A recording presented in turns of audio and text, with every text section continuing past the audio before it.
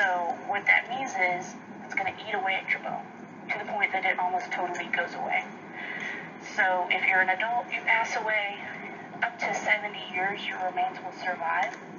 After that, it may just be bits of teeth and hair, maybe your fingernails, and that's it.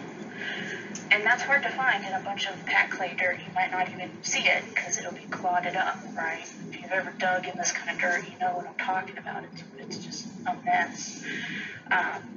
If you're a child, probably under 7 years. If you're an infant, 2, before your remains are gone. And what we know from our GPR report is 60% of the burials on this hill are children and infants. Infant mortality or child mortality under the age of 5 is at least 33%, if not a little more, during the antebellum period. So there's a lot of people here who are just little people because of the sicknesses and diseases that were so prevalent at the time. So this site is important also because the proximity to the river, its riverbed is also pure clay. So when the campus was built and opened, the Board of Trustees asked the state penitentiary to lease them at least 30 convicts every few months to come out and actually dig out the clay to make bricks, fire bricks here on site. So the first buildings they built were Hardin and Old Main, Tillman Hall, Trustee House, and then later Sykes was the final building that was built with convict labor. In 1891, the Board of Trustees asked specifically only for black convicts.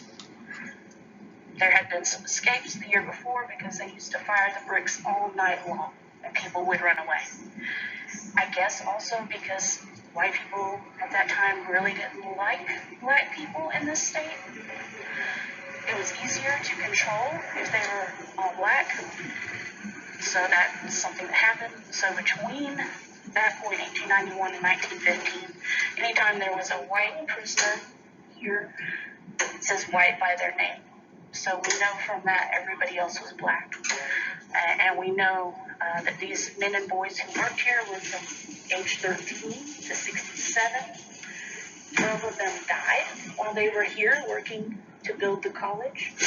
And they're buried somewhere on this hill. We just don't know where. Another reason this part of campus is important is that in the 40s, down in what is the parking lot today off the West End Zone, the campus moved houses that were around 3 over there from servants to live in who worked at the mess hall. So basically where the 30 hall is today is where it was then. So they would walk through the cemetery to go work, and these folks were all black who worked in the mess hall and who lived in these houses. So these houses are not great. They were probably built around 1905 to 1910, and they just kept moving them around campus. But this is an image of them. They're pretty small, duplex style, and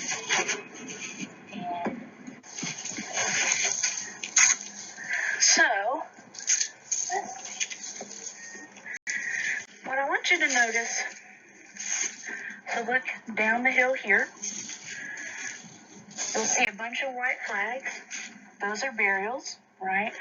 And if you look up the hill here, you can just see all kinds of white flags going up the hill towards the Calhoun plot, right? So this is where we think the original burial ground began for the African American burials of enslaved folks, because there are just so many out here, right? So oddly enough, back in the 40s and 50s, faculty and staff tried to ask the Board of Trustees to designate this area here as the enslaved burial ground. So 1946, they say, can you put a sign out? We think there could be 50 to 100 burials out here. Board of Trustees says no. Then 1957, they say, can you put a fence out? We think up to 250 might be in this area here. Again, the Board of Trustees says no. So this side of the cemetery, if you remember on that map that Marquis showed you, is blank. So it's not developed into plots until in the 90s, okay? So up at the top of the hill is where burials stopped until 1993. And since then, this was added, and then this side was added in 2005, okay? So what happened in the meantime? Well, in the early 90s, 1991, the Board of Trustees wants to expand the cemetery because it's all been full and reserved since the 1960s, and lots more people want to be buried here. So they asked a woman who is an archaeologist named Carol Cowan Ricks, and she was one of 3 black women archaeologists who were around in the U.S. at the time doing their own work. And they got her to come here to work on this project to try to locate where the burials were, right?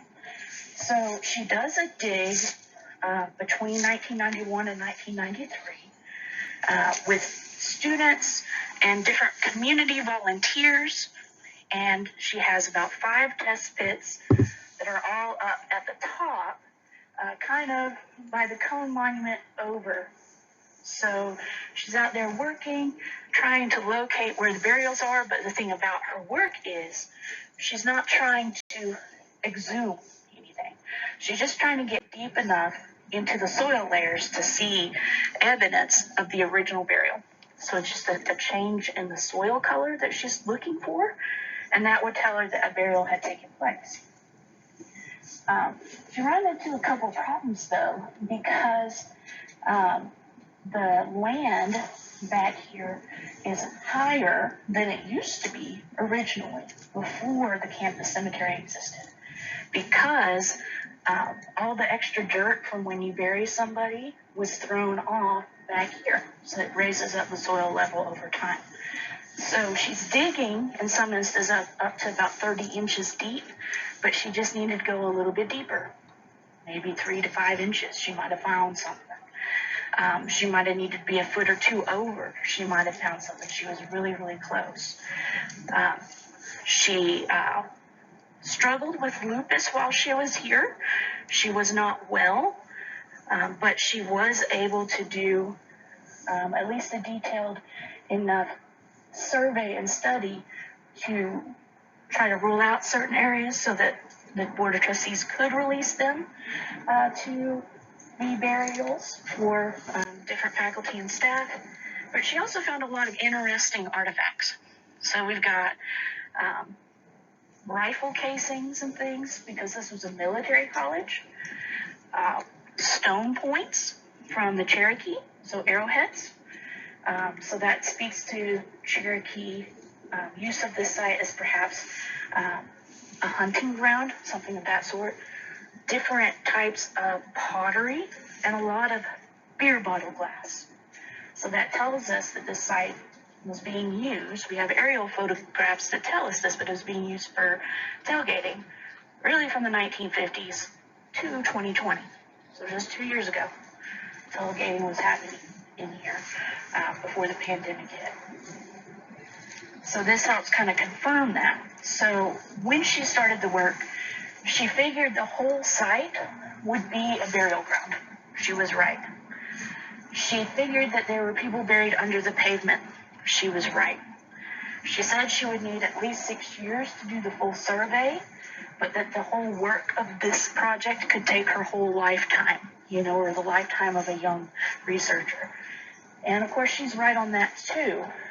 But Clemson let her go 2 years after she started in 1993. In part because of a reduction of force. That was the primary reason that they said. But she wasn't able to finish, and then she passes away 5 years later from lupus. So we're not even able to call her up today and say, hey, what do you know about this, this, and this?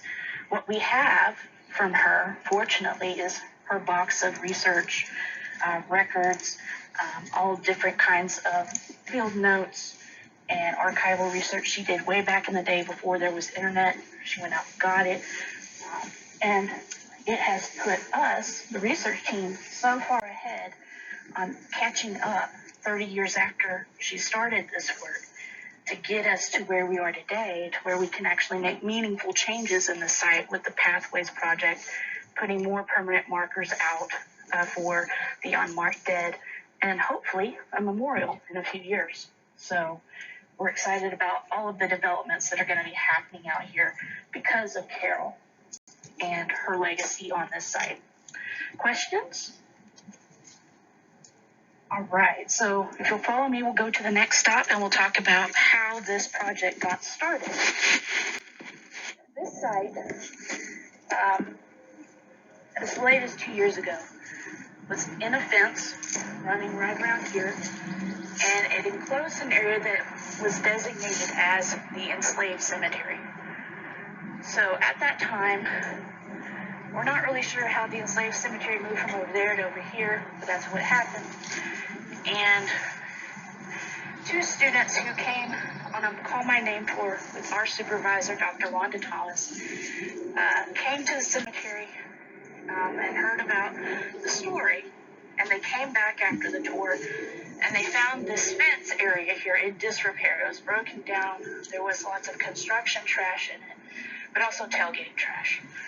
And they were really upset by that.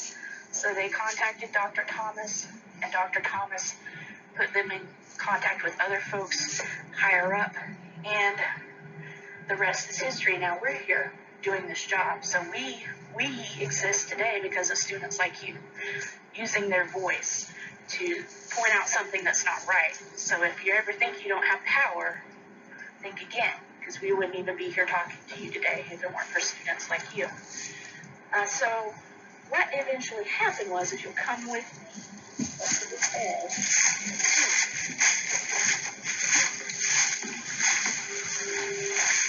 that they see there's all of these lines of burials going down here. And the stones that are sticking up are field stones, right? So these mark burials. We don't know if these burials have been here since the antebellum period or if these are more recent interments done by the college. But when facilities was trying to figure out the size of the burial area, they realized that they were putting flags out beyond the area that had been in the original fence. So they decided to do GPR on the site to figure out what the actual boundaries were.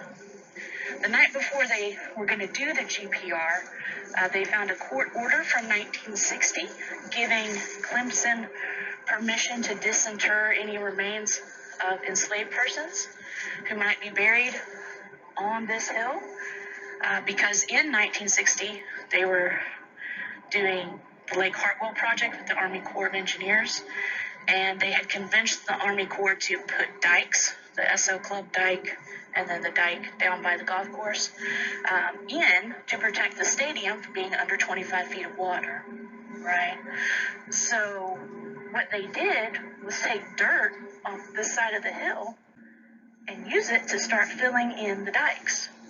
There's some quarry rock and some other infill, but they got a lot of dirt from here. So they're just taking it off, and they're making a blank space out there that's now that parking lot. But the hill used to go for a while out to Perimeter Road. So they found that court order. The next day is the first round of GPR in July 2020. And they tell the GPR people that, so they extend what they're doing to this whole side that we just went around. That day, they found over 200 unmarked burials. And there were only supposed to be maybe 50 or 100. So after that, they do more GPR, and now we're up to 667 on the whole site. Anything that we can do GPR on, we have. There are places you can see that have been leveled out in 1960. So, you know, we think stuff was disturbed then because there's no burials there, but there's burials right up there. So a lot happened. We think that these graves may be from the 1960 court order, and that they found far more people than they have written down. We know of 3 to 5 that they found evidence of with teeth and just hair. And they say that they were black children. But it looks to me like they found 40 or 50 when they were pulling out that dirt further out where the parking lot is, and that was not in the area that was authorized by the court order. So they had messed up. They didn't know that the cemetery was as big as it was, or had forgotten. So now that all of that work has been done, we are here trying to rectify the situation and piece together as best we can, because records were destroyed in 1960, probably because of where they found people and how many people they found. They're trying to cover that up so they can get sued.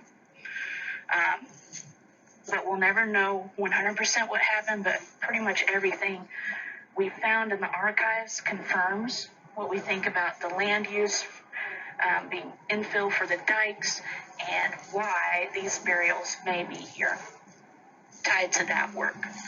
So does anybody have any other questions? So the some of the dirt that was taken from site could have had remains in it, yes. Yes. Yes, there could be people or remains of people in both dikes today. So, of course, we'll never know for sure, because you can't find a little speck of tooth in a big earthen structure, but it's possible. All right, so you guys are probably done for the day. You got to go. So you're good to go. Thank you so much for